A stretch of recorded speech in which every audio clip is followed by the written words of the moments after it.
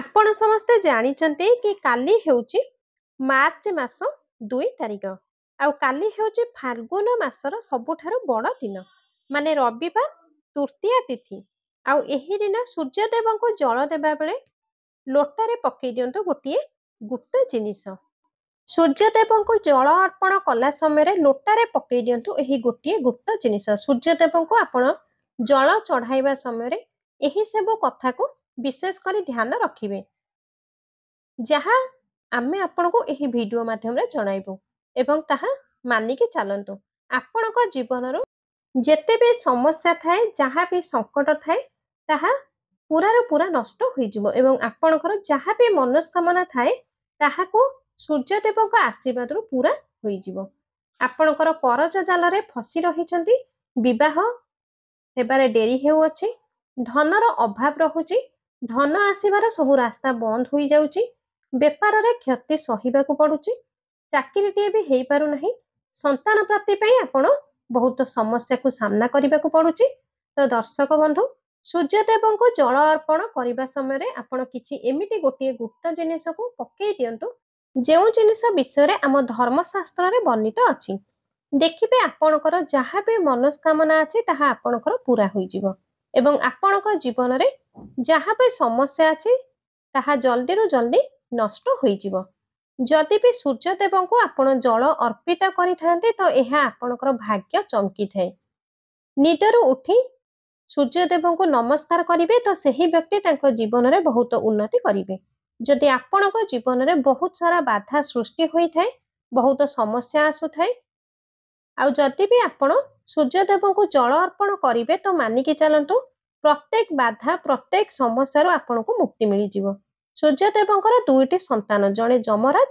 एवं आउ जणे शनि महाराज जो व्यक्ति सूर्यदेवଙ୍କୁ पूजा करिथांते तांको साक्षात शनि महाराज को आशीर्वाद प्राप्त होई थाए जहा परे आपणकर नवग्रह आपणकर साथ देबा स्टार्ट करि दियंती जदि आपणकर 7.5 चालू अछि तो ताहार प्रकोप पूरा कमी जाई थाए आम धर्मशास्त्र रे सफा सफा लेखा अछि एमिति रे भी सूर्यदेवଙ୍କୁ प्रतिदिन जल अर्पण करिबा उचित किंतु आजिर व्यस्त बहुलता दुनिया रे एहा तो संभवपर हेई पारु नाही किंतु सप्ताहक 7 दिन कौनसी ना कौनसी देवी देवतांकु समर्पित होई थाए जेपरि कि सोमवार भगवान महादेवंकर मंगलवार प्रभु हनुमानंकर बुधवार दिनटी गणेश भगवानकर बृहस्पतिवार भगवान विष्णुकर शुक्रवार दिनटी धनदेवी माता लक्ष्मीकर शनिवार दिनटी शनि महाराजकर एही प्रकार रविवार दिनटी सूर्यदेवଙ୍କୁ समर्पित होई थाए आउ आपण जदि मात्र रविवार दिनटी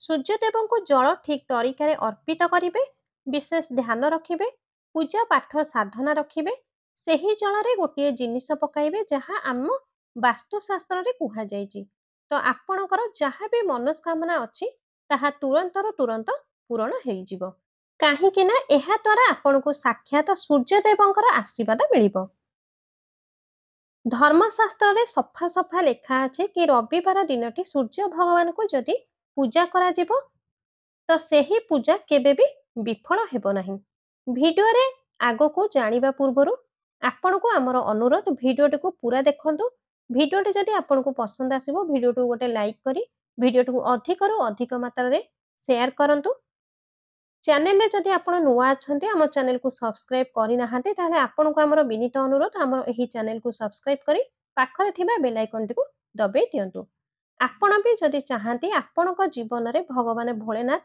को आशीर्वाद आपनको ऊपर बनी रहू आपनको जीवन रे भगवान भोलेनाथଙ୍କର आशीर्वाद रु आपण सफल पांतु तो कमेंट बॉक्स रे हर हर महादेव अवश्य लिखंतु तो दर्शक बंधु जदि आपण चाहंती कि सूर्यदेवଙ୍କ आशीर्वाद आपनको प्राप्त हेउ तापर एही कथा विशेष करी ध्यान रखंतु जदि आपण सूर्यदेवଙ୍କୁ जल अर्पित करिबाकू जाउछंती तो अधिक समय पर्यंत सोई रुहंतु नाही खास करी रविवार दिन अधिक समय पर्यंत सुअंतु नाही ब्रह्म मुहूर्त आपण उठी जातु आ जदि आपण लेट रे सोईकी उठुचंती आ जदि सूर्यदेवଙ୍କୁ जल अर्पण करूछंती तो एहा बहुत अशुभ माना जाए सूर्यदेवଙ୍କୁ जल अर्पित कले कौन होई थाए आपण जानिछंती कि सूर्यदेवଙ୍କୁ जेउ भी व्यक्ति जल अर्पित करिथांती सेही व्यक्तिर ସୂର୍ଯ୍ୟ ଗ୍ରହ ବହୁତ ହିଁ ମଜବୁତ ହୋଇଯାଇଥାଏ।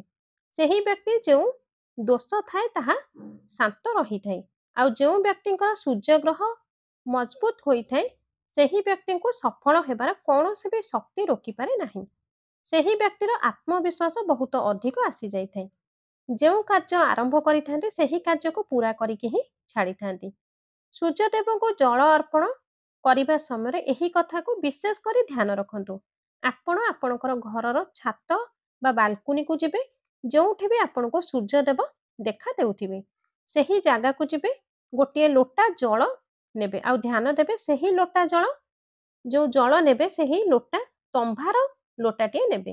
ସେହି ତମ୍ଭାରେ ଜଳ ଭରିକି ନେବେ। ଏହାପରେ ପୂର୍ବ କୋଣକୁ ଯିବେ, ପୂର୍ବ ମୁଖା ହୋଇ ଛିଡ଼ା ହେବେ।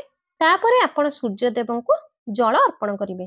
ଆଉ ଜଳ ଅର୍ପିତ କରିବା ସମୟରେ ଏହି କଥାକୁ ଧ୍ୟାନ ରଖିବେ, ଯେଉଁ ଲୋଟା ଜଳରେ ଆପଣ ଜଳ ଧାର ଅର୍ପଣ କରିବେ ସେହି ଜଳ ଧାରରେ ଆପଣ ସୂର୍ଯ୍ୟ ଭଗବାନଙ୍କୁ ନିଜେ ଦେଖିବେ। ଓମ୍ ସୂର୍ଯ୍ୟାୟ ନମଃ ଏହି ମନ୍ତ୍ରକୁ ଜପ କରିବେ। ଏହି ମନ୍ତ୍ରଟି ସୂର୍ଯ୍ୟଦେବଙ୍କର ବୀଜ ମନ୍ତ୍ର ଅଟେ। ଯଦି ଆପଣ ସୂର୍ଯ୍ୟଦେବଙ୍କର ବୀଜ ମନ୍ତ୍ର ଜପ କରିବେ ତେବେ ସୂର୍ଯ୍ୟ ଭଗବାନ ଅସୀମ କୃପା ଆପଣଙ୍କୁ ପ୍ରାପ୍ତ ହୋଇଥାଏ। ଆପଣ ଯେଉଁ ଜଳ ସୂର୍ଯ୍ୟ ଭଗବାନଙ୍କୁ ଅର୍ପିତ କରିବେ ସେହି ଜଳ ତଳେ ପଡ଼ିଥାଏ। ତ ଆପଣ ସେହି ତଳେ ପଡ଼ିଥିବା ଜଳକୁ ଆଣି ଆପଣଙ୍କର ମସ୍ତକରେ ତିଳକ କରି ଲଗାଇବେ। ବାସ୍ ପ୍ରତ୍ୟେକ ରବିବାରକୁ ଆପଣ ଏହିପରି ସୂର୍ଯ୍ୟ ଭଗବାନଙ୍କୁ ଜଳ ଅର୍ପିତ କରନ୍ତୁ। ଆପଣଙ୍କର ସୂର୍ଯ୍ୟ ଗ୍ରହ ବହୁତ ମଜବୁତ ହୋଇଯିବ। ଦ୍ୱିତୀୟ ଉପାୟଟି ହେଉଛି ଧନ ପ୍ରାପ୍ତି ଉପାୟ। ଆପଣ ଯଦି କରଜ ନେଇଛନ୍ତି, ଆପଣ ସେହି କରଜକୁ ସୁଝିବାକୁ ଚାହୁଁଛନ୍ତି କିନ୍ତୁ ଏମିତି ବାଧା ସୃଷ୍ଟି ହେଉଛି ଆପଣ ସେହି କରଜରୁ ମୁକ୍ତି ପାଇପାରୁନାହାନ୍ତି କିମ୍ବା କରଜକୁ ସୁଝି ପାରୁନାହାନ୍ତି। ଆପଣଙ୍କ ଜୀବନରେ ଧନ ଆସିବା ବନ୍ଦ ହୋଇଯାଇଛି, ତ ଆପଣ କ'ଣ କରିବେ? ଏହି ଉପାୟକୁ ବିଶେଷ କରି ଧ୍ୟାନ ଦେଇ ଶୁଣନ୍ତୁ। ଏହି ଉପାୟକୁ ଆପଣ 7ଟି ରବିବାର କରିବାକୁ ପଡ଼ିବ। 7ଟି ରବିବାର ଆପଣ ତାମସିକ ଭୋଜନ କରିବେ ନାହିଁ। 7 ରବିବାର ପରେ ଆପଣ ନିଜେ ଦେଖିବେ କି ଆପଣଙ୍କର ଧନର ଅଭାବ ରହିବ ନାହିଁ। ଆପଣଙ୍କ ଜୀବନରେ ଧନ ଟାଣି ହୋଇ ଆସିବ। ଆପଣଙ୍କର ବନ୍ଦ ହୋଇ ପଡ଼ିଥିବା ବ୍ୟାପାର ନୂଆ କରି ଚାଲିବାକୁ ଲାଗିବ। ଆପଣଙ୍କୁ କରଜର ମାୟାଜାଲରୁ ମୁକ୍ତି ମିଳିଯିବ। ତମ୍ଭା ଲୋଟାରେ ଯେଉଁ ଜଳ ନେବେ, ଆପଣ ସେହି ଜଳରେ 2 କିମ୍ବା 4 ବୁନ୍ଦା ଗଙ୍ଗା ଜଳ ଅବଶ୍ୟ ପକାନ୍ତୁ।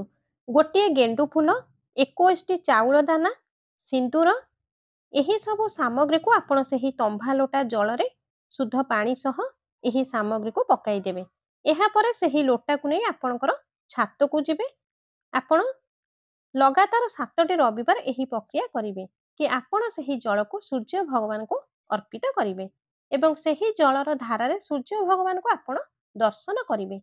ଯଦି ଆପଣ ଏହିପରି 7ଟି ରବିବାର କରିଦେବେ ତ ମାନିକି ଚାଲନ୍ତୁ ଦର୍ଶକ ବନ୍ଧୁ, ଆପଣଙ୍କ ଜୀବନରେ ଯାହା ବି କରଜ ସଙ୍କଟ ଅଛି ତାହା ବହୁତ ଜଲ୍ଦି ଶେଷ ହୋଇଯିବ। ଆପଣଙ୍କ ଜୀବନରେ ଧନ ଟାଣି ହୋଇ ଆସିବ। ସୂର୍ଯ୍ୟ ଭଗବାନଙ୍କ ଆଶୀର୍ବାଦରୁ ଆପଣ ଆପଣଙ୍କ ଜୀବନରେ ଆଗକୁ ଅଧିକ ଉନ୍ନତି କରିବେ।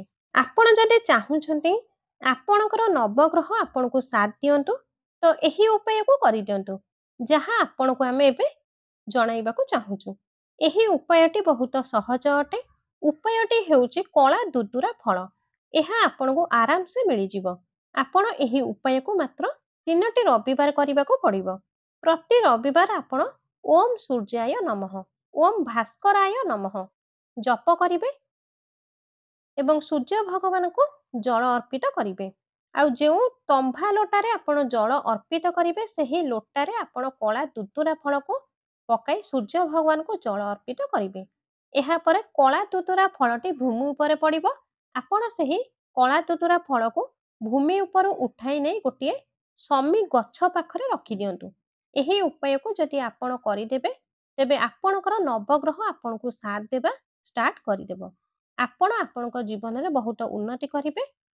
ଆପଣ ଆଗକୁ ବହୁତ ସଫଳ ପାଇବେ। ତ ଦର୍ଶକ ବନ୍ଧୁ, ଆଶା କରୁଛି ନିହାତି ଭାବରେ ଭିଡ଼ିଓଟି ଆପଣଙ୍କୁ ପସନ୍ଦ ଆସିଥିବ। ଯଦି ଭିଡ଼ିଓଟି ଆପଣଙ୍କୁ ପସନ୍ଦ ଆସିଥାଏ ତେବେ ଦୟାକରି ଭିଡ଼ିଓଟି ଗୋଟେ ଲାଇକ୍ କରନ୍ତୁ। ଭିଡ଼ିଓଟିକୁ ଅଧିକରୁ ଅଧିକ ମାତ୍ରାରେ ସେୟାର କରନ୍ତୁ। ଆମ ଚ୍ୟାନେଲରେ ଯଦି ଆପଣ ଏପର୍ଯ୍ୟନ୍ତ ସବସ୍କ୍ରାଇବ୍ କରିନାହାନ୍ତି, ନୂଆ ଅଛନ୍ତି, ତାହେଲେ ଏବେ ହିଁ ଚ୍ୟାନେଲକୁ ସବସ୍କ୍ରାଇବ୍ କରି ପାଖରେ ଥିବା ବେଲ୍ ଆଇକନଟିକୁ ଦବାଇ ଦିଅନ୍ତୁ। ଯାହାଫଳରେ ଆମର ଏହିଭଳି ପ୍ରତ୍ୟେକ ନୂଆ ନୂଆ ଭିଡ଼ିଓ ସର୍ବପ୍ରଥମେ ଆପଣଙ୍କ ପାଖରେ ଯାଇ ପହଞ୍ଚିବ। ଆପଣ ଆମର ଏହିଭଳି ଭିଡ଼ିଓ ଦେଖିବାର ସୁଯୋଗ ପାଇପାରିବେ।